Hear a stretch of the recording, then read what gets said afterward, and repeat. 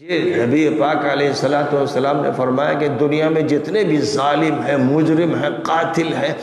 اور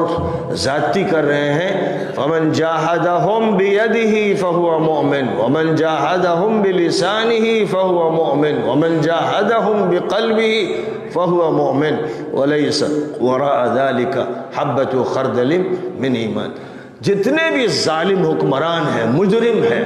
اور ان کے ہاتھ خون میں رنگین ہیں، وہ عرب ہو یا عجم ہو، کہیں بھی ہو، فرمایا جو ان سے جہاد کرے گا ہاتھ سے وہ مومن،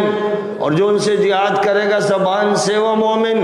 اور جو ان سے جہاد کرے گا دل سے وہ مومن، اور جو دل سے بھی جہاد نہیں کر رہا ہے، یعنی رد و بدل کا پختہ ارادہ نہیں کر رہا ہے، وہ